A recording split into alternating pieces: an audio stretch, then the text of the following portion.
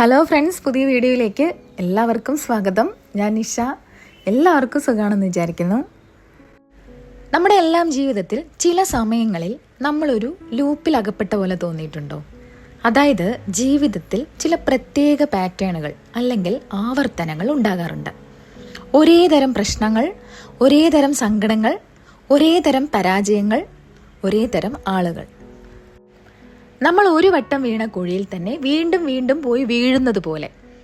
ആളുകൾ മാത്രം മാറുന്നു, എന്നാൽ സിറ്റുവേഷൻസ് ഒരേപോലെ, അല്ലേ? ഇതിങ്ങനെ ആവർത്തിച്ചുകൊണ്ടേയിരിക്കും. ചിലപ്പോൾ നമ്മൾ അത് തിരിച്ചറിയും, ചിലപ്പോൾ അത് അറിയുന്നില്ല. പക്ഷേ ഒരു കാര്യം ഉറപ്പാണ്, ഈ പാറ്റേണുകൾ നമുക്ക് വേദന മാത്രമേ തരുന്നുള്ളൂ. സത്യത്തിൽ നമ്മൾ അറിയാതെ ഒരു തടവറക്കുള്ളിലാണ്. ഇതിനെയാണ് നമ്മൾ ദ മെട്രിക്സ് എന്ന് വിളിക്കുന്നത്.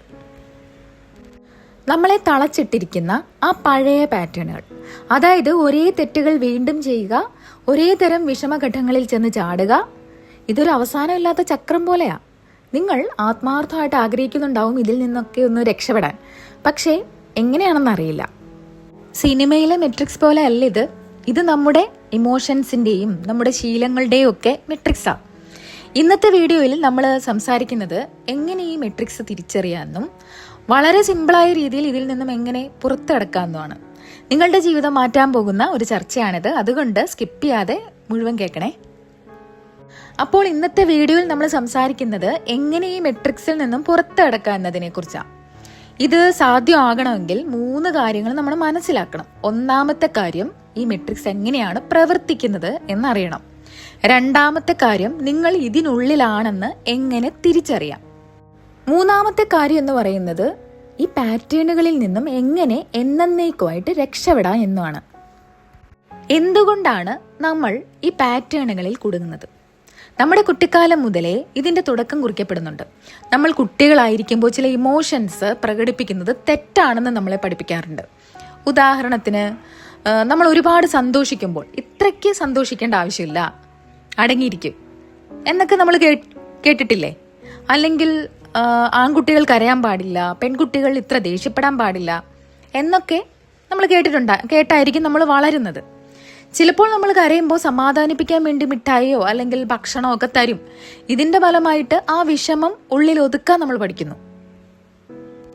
സത്യത്തിൽ നമ്മുടെ ഓരോ ഇമോഷണൽ എക്സ്പീരിയൻസും അത് നമ്മുടെ ഉള്ളിലൂടെ വന്ന് പൂർണ്ണമായിട്ട് അനുഭവിച്ച് തീർന്ന് നമ്മുടെ മനസ്സിനെ പഴയ ശാന്തമായിട്ടുള്ള അവസ്ഥയിലേക്ക് എത്തിക്കേണ്ടതുണ്ട്. എന്നാൽ ചെറുപ്പത്തിൽ ഈ ഇമോഷൻസ് തടയപ്പെടുമ്പോൾ അവ നമ്മുടെ ഉള്ളിൽ അപൂർണമായിട്ട് അവശേഷിക്കുന്നു. അതായത് ഇങ്ങനെ തടയുന്ന ഇമോഷൻ നമ്മുടെ ഉള്ളിൽ തന്നെ കുടുങ്ങിക്കിടക്കുന്നു. നമ്മുടെ ഉള്ളിലെ സെല്ലുകൾക്ക് പഴയ ആ ബാലൻസ് തിരിച്ചു പിടിക്കണമെന്നുണ്ടാവും. അപ്പോൾ നമ്മുടെ ശരീരം എന്ത് ചെയ്യും? ആ പഴയ ഇമോഷൻ വീണ്ടും അനുഭവിക്കാനും അത് പുറത്തുവിടാനുമായിട്ട് ജീവിതത്തിൽ അത്തരം സാഹചര്യങ്ങൾ വീണ്ടും വീണ്ടും സൃഷ്ടിക്കും. നമ്മുടെ യഥാർത്ഥ ജീവിതത്തിലെ ഒരു ഉദാഹരണം പറയാം. നിങ്ങൾക്ക് അറിയാവുന്ന ആരെങ്കിലും ഉണ്ടാവും, അവർ എപ്പോഴും ഒരേ തരം റിലേഷൻഷിപ്പിലായിരിക്കും ചെന്നപ്പെടുന്നത്. ആളുകൾ മാറും, പേര് മാറും, പക്ഷേ ആ ബന്ധത്തിൽ അവർ അനുഭവിക്കുന്ന വേദന ഒന്നായിരിക്കും. ഒന്നുകിൽ അവഗണന, അല്ലെങ്കിൽ പീഡനം. എന്തുകൊണ്ടാണ് ഇങ്ങനെ സംഭവിക്കുന്നത്? ചെറുപ്പത്തിൽ മാതാപിതാക്കളിൽ നിന്ന് അവഗണന നേരിട്ടൊരു കുട്ടി ആ വേദന അന്ന് പൂർണ്ണമായിട്ട് അനുഭവിച്ച് തീർത്തിട്ടുണ്ടാകില്ല. അതുകൊണ്ട് മുതിർന്നതിന് ശേഷവും അവരുടെ മനസ്സറിയാതെ തന്നെ അത്തരം സാഹചര്യങ്ങൾ സൃഷ്ടിക്കുന്നു. എന്തിനാണെന്നറിയോ? ആ പഴയ ഇമോഷൻസ് വീണ്ടും അനുഭവിച്ച് അത് പൂർത്തിയാക്കാൻ വേണ്ടിയിട്ട് നമ്മുടെ ശരീരം ആ പഴയ അപൂർണമായ ആ വികാരത്തെ പൂർത്തിയാക്കാൻ ശ്രമിക്കുന്നതാണ് ഈ ആവർത്തനങ്ങൾ. ഇനി നമ്മൾ മെട്രിക്സിലാണെന്ന് എങ്ങനെ തിരിച്ചറിയാം? അതിന് 3 ഘട്ടങ്ങളുണ്ട്. നമ്മുടെ ജീവിതത്തിൽ നമ്മൾ തന്നെ തിരിച്ചറിയുന്ന പല വേദനകളും പലപ്പോഴും നമ്മൾ കാണാറില്ല. ഇത് തിരിച്ചറിയാൻ ഇനി പറയാൻ പോകുന്ന 3 കാര്യങ്ങൾ ശ്രദ്ധിക്കണം. അതിൽ ആദ്യത്തെ സ്റ്റെപ്പ് എന്ന് പറയുന്നത്, നിങ്ങൾ ഒഴിവാക്കുന്ന ഇമോഷൻ ഏതാണെന്ന് ശ്രദ്ധിക്കാം. നമ്മൾ വെറുതെ ഫോണിൽ സ്ക്രോൾ ചെയ്യുമ്പോഴോ മറ്റൊരാളെ ജഡ്ജ് ചെയ്യുമ്പോഴോ ഒന്ന് ശ്രദ്ധിക്കാം. ഉള്ളിൽ ഏത് ഇമോഷനെയാണ് നമ്മൾ മറച്ചു വെക്കാൻ ശ്രമിക്കുന്നത്? ചിലപ്പോൾ അത് കുറ്റബോധമായിരിക്കാം, അല്ലെങ്കിൽ ചിലപ്പോൾ ഭയമായിരിക്കാം. ഇനി എങ്ങനെയാണ് നിങ്ങളത് ഒഴിവാക്കേണ്ടത്? അതായത് ആ ഫീലിംഗ് എങ്ങനെയാണ് നിങ്ങൾ അവോയ്ഡ് ചെയ്യുന്നത് എന്ന് നോക്കാം. ഉദാഹരണത്തിന് ചെറുപ്പത്തിൽ അവഗണിക്കപ്പെട്ട ഒരാൾ മുതിരുമ്പോൾ വളരെ ദേഷ്യക്കാരനായിട്ട് മാറിയേക്കാം. അല്ലെങ്കിൽ ആരും തന്നെ വേദനിപ്പിക്കാതിരിക്കാൻ അവർ ഒരു മതിൽ കെട്ടും. അല്ലെങ്കിൽ മറ്റുള്ളവർ തന്നെ ആവശ്യമായി വരുന്ന സാഹചര്യം ഉണ്ടാക്കും. ഈ മൂന്നാമത്തെ സ്റ്റെപ്പ് എന്ന് പറയുന്നത് ഒഴിവാക്കാൻ ശ്രമിക്കും തോറും അതെങ്ങനെ നിങ്ങളിലേക്ക് തിരിച്ചു വരുന്നു എന്നതാണ്. ഇതാണ് ഇതിനകത്ത് ഏറ്റവും വലിയ തമാശ കേട്ടോ. നിങ്ങൾ അവഗണന ഭയന്ന് മറ്റുള്ളവരെ സഹായിക്കാൻ ഓടി നടക്കുമ്പോൾ അവസാനം ആരും നിങ്ങളെ സഹായിക്കാനില്ലാത്ത അവസ്ഥ വരും. അപ്പോൾ നിങ്ങൾ വീണ്ടും പഴയ അതേ അവഗണിക്കപ്പെട്ട അവസ്ഥയിലെത്തും. നിങ്ങൾ എന്തിൽ നിന്നും ഓടിപ്പോകുന്നുവോ അത് നിങ്ങളെ പിന്തുടർന്ന് പിടികൂടുന്നു. അതായത് നമ്മൾ എന്തിനെയാണോ പേടിക്കുന്നത് അത് തന്നെ നമ്മുടെ ജീവിതത്തിലേക്ക് വന്നുകൊണ്ടിരിക്കും. നിങ്ങൾ ഒറ്റപ്പെടൽ ഭയന്ന് എല്ലാവരെയും സഹായിക്കാൻ ഓടി നടന്നാൽ ഒടുവിൽ എല്ലാവരും നിങ്ങളെ ഒരു സഹായിയായിട്ട് മാത്രം കാണുകയും നിങ്ങളുടെ വ്യക്തിപരമായ ആവശ്യങ്ങളിൽ ആരും കൂടെ ഇല്ലാതിരിക്കുകയും ചെയ്യും. ഫലം എന്തായിരിക്കും? നിങ്ങൾ വീണ്ടും ഒറ്റപ്പെടും. ഇനി അടുത്തത് ഇതിൽ നിന്നും എങ്ങനെ പുറത്തു കിടക്കുക എന്നതാണ്. ഇതിനുള്ള വഴി ലളിതമാണ്, പക്ഷെ അല്പം പ്രയാസകരവുമാണ്. നിങ്ങളുടെ ഇമോഷൻസിനെ പൂർണ്ണമായിട്ടും സ്വീകരിക്കുക. നമ്മളൊരു വികാരത്തെ പേടിച്ച് മാറ്റിവെക്കുമ്പോൾ അത് കൂടുതൽ ശക്തിയോടെ തിരിച്ചു വരും. എന്നാൽ ശരി, എനിക്കിപ്പോൾ ദേഷ്യം വരുന്നുണ്ട്, അത് കുഴപ്പമില്ല എന്ന് പറഞ്ഞ് അതിനെ സ്വീകരിക്കുമ്പോൾ അത് സാവധാനം ഇല്ലാതാകുന്നു.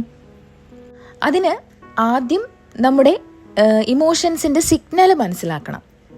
അതായത് നമ്മുടെ വികാരങ്ങളുടെ സിഗ്നൽ മനസ്സിലാക്കണം. ദേഷ്യം വരുന്നത് എന്തിനാണെന്നറിയാവോ? നമ്മുടെ ബൗണ്ടറീസ് ആരോ ലംഘിക്കുന്നു എന്ന് സിഗ്നൽ നൽകാനാണ്. ആൻസൈറ്റി വരുന്നത് നമ്മളുടെ തന്നെ സത്യസന്ധത തുറന്നു പറയാത്തത് കൊണ്ടാകാം. ഇവയൊക്കെ നമുക്ക് തരുന്ന മെസ്സേജുകളാണെന്ന് മനസ്സിലാക്കി അതിനെ സ്വീകരിക്കണം. രണ്ടാമത്തത് ജഡ്ജ്മെന്റ് ഇല്ലാതെ അത് പ്രകടിപ്പിക്കുക എന്നതാണ്. സങ്കടം വരുമ്പോൾ കരയുക, ദേഷ്യം വരുമ്പോൾ അത് മറ്റൊരാളെ ഉപദ്രവിക്കാതെ തന്നെ പ്രകടിപ്പിക്കുക. നിങ്ങളത് ഫീൽ ചെയ്ത് കഴിയുമ്പോൾ മനസ്സിലൊരു പുതിയ ക്ലാരിറ്റി ഉണ്ടാവും. അതായത് നിങ്ങളുടെ വികാരങ്ങളെ തടഞ്ഞു വെക്കാതെ ഒരു കൊച്ചുകുട്ടിയെ നോക്കുന്നത് പോലെ സ്നേഹത്തോടെ നോക്കുക. സാരമില്ല, എനിക്കിപ്പോൾ സങ്കടം വരുന്നുണ്ട്, അത് അനുഭവിക്കാൻ ഞാൻ തയ്യാറാണ് എന്ന് സ്വയം പറയുക. നമ്മളുടെ വികാരങ്ങളെ എതിർക്കുമ്പോഴാണ് വേദന ഉണ്ടാകുന്നത്. ഒഴുകാൻ അനുവദിച്ചാൽ അവ മനോഹരമാണ്. ഒരു നല്ല മഴ പെയ്തു തോർന്നതിന് ശേഷമുള്ള ആകാശം പോലെ നിങ്ങളുടെ മനസ്സ് തെളിയും. ഇതൊക്കെ കേൾക്കുമ്പോൾ നല്ല കാര്യമായിട്ടൊക്കെ തോന്നും, പക്ഷെ പ്രവർത്തിച്ചാലേ ഫലമുള്ളൂ. അതുകൊണ്ട് നിങ്ങൾക്ക് ഞാൻ ഒരു ചെറിയ ടാസ്ക് നൽകുന്നതാണ്. അടുത്ത 14 ദിവസത്തേക്ക്, അതായത് 2 ആഴ്ച, ദിവസവും രാത്രി ഉറങ്ങുന്നതിന് മുൻപ് 5 മിനിറ്റ് സ്വസ്ഥമായിട്ടിരിക്കുക. അല്ലെങ്കിൽ ഓരോ ദിവസവും രാവിലെ അല്ലെങ്കിൽ വൈകുന്നേരം ശാന്തമായി ഒരിടത്തിരുന്ന് നിങ്ങൾ ആ ദിവസം അവോയ്ഡ് ചെയ്ത ഒരു ഇമോഷനെ കുറിച്ച് ചിന്തിക്കുക. അത് എന്താണെന്ന് മനസ്സിലാക്കി അതിനെ ഒന്ന് ഫീൽ ചെയ്യാൻ ശ്രമിക്കുക. ഇത് 14 ദിവസം തുടർച്ചയായിട്ട് ചെയ്തു നോക്കൂ. നിങ്ങളുടെ ജീവിതത്തിൽ വരുന്ന മാറ്റം നിങ്ങളെ തന്നെ അത്ഭുതപ്പെടുത്തും. എതിർക്കരുത്, പേടിക്കരുത്, വെറുതെ ഒന്ന് ഇരുന്ന് കൊടുക്കുക. ഇത് നിങ്ങളുടെ ജീവിതത്തിലും തീരുമാനങ്ങളിലും എന്ത് മാറ്റമാണ് വരുത്തുന്നത് എന്ന് അത്ഭുതത്തോടെ നിങ്ങൾ കാണും.